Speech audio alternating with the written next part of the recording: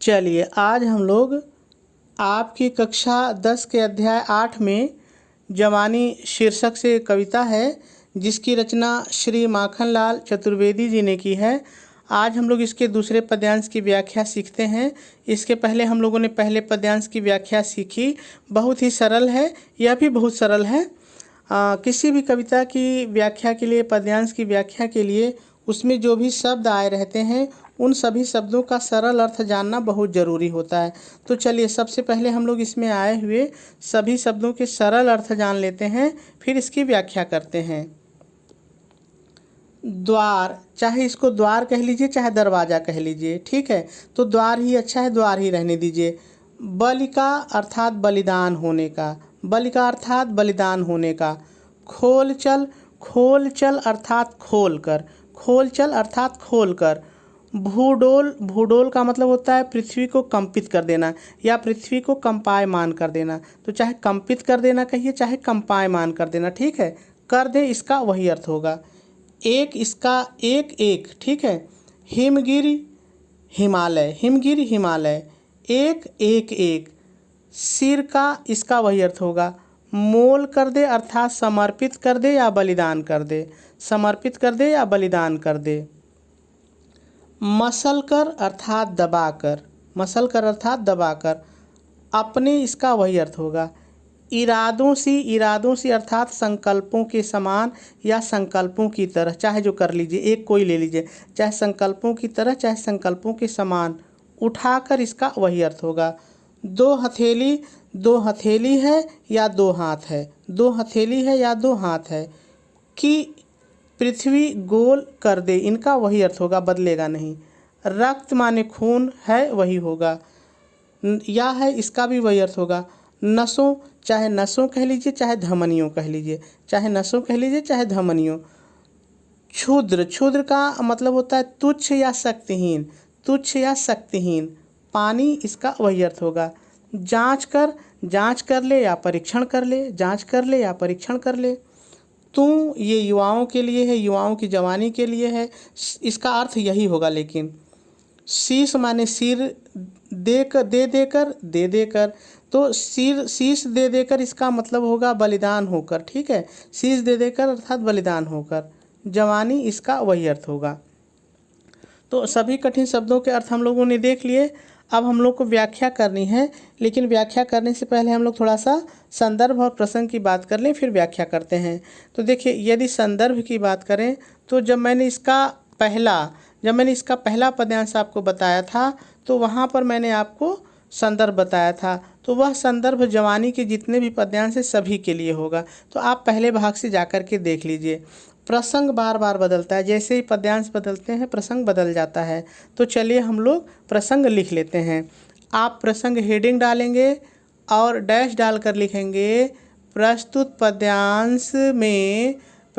पद्यांश में कवि माखनलाल चतुर्वेदी जी ने युवाओं को देश के लिए बलिदान होने की प्रेरणा दी है, और आपका जो प्रसंग है वो पूरा हो जाएगा। चलिए अब व्याख्या की बात करते हैं। आप व्याख्या हेडिंग डालेंगे, डैश डालेंगे और पहले थोड़ा सा अपनी तरफ से जोड़ के लिखेंगे। अपनी तरफ से क्या जोड़ के लिखेंगे, ध्यान से सुनिए।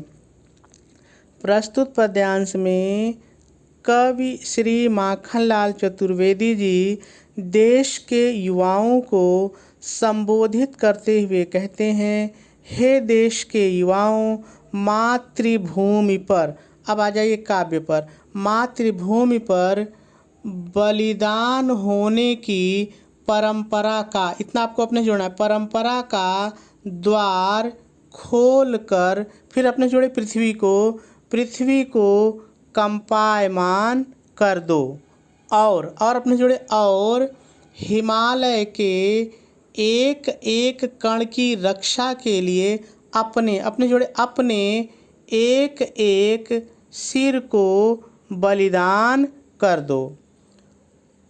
यहाँ पर फिर आपको अपने जोड़ना है, यहाँ पर कुछ ज़्यादा जोड़ना है, इसलिए ध्यान से सुनिए। हे युवाओं, तुम्हारे संकल्प बहुत ऊंचे हैं, जिन्हें पूरा करने के लिए तुम्हारे पास 2 हथेली है।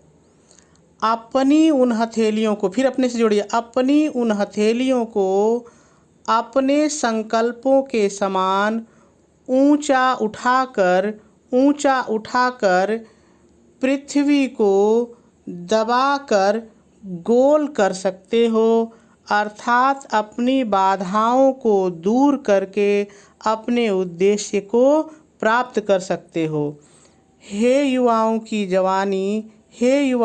जवानी, तेरी धमनियों में शक्तिशाली रक्त बह रहा है या तुच्छ पानी बह रहा है, तू अपने प्राणों का बलिदान देकर इसका परीक्षण कर ले।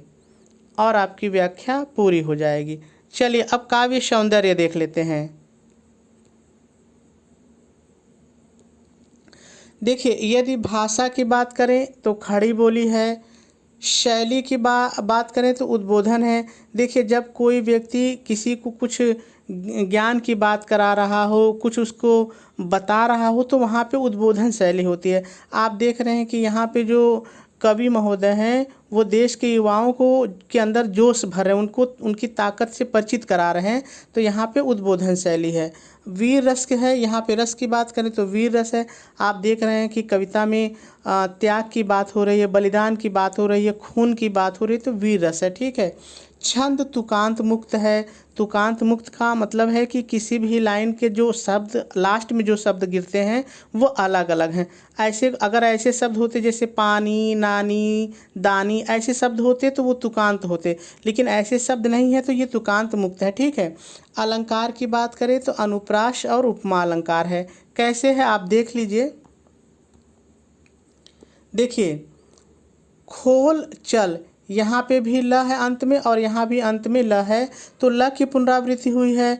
और यहाँ पर देखिए द है और यहाँ पर भी द है, तो जहाँ पर कोई वर्ण एक से अधिक बार आता है वहाँ अनुप्रास अलंकार होता है। ठीक है। और देखिए इरादों से अर्थात संकल्पों के समान, यहाँ पर उपमा अलंकार है। इसलिए मैंने यहाँ पर लिखा हुआ है कि इस पद्यांश में अनुप्रास और उपमा अलंकार है। गुण ओज है, जब किसी कविता को आप पढ़िए और आप में जोश आ जाए, उमंग आ जाए, उत्साह आ जाए, तो वहाँ पे ओज गुण होता है। तो ये वीर रस की कविता है, इसमें उमंग उत्साह तो पैदा ही हो रहा है, तो इसलिए इसमें ओज गुण है। यदि शब्द शक्ति की बात करें तो व्यंजना है। मेरे ख्याल से आपको बात समझ में आ गई होगी।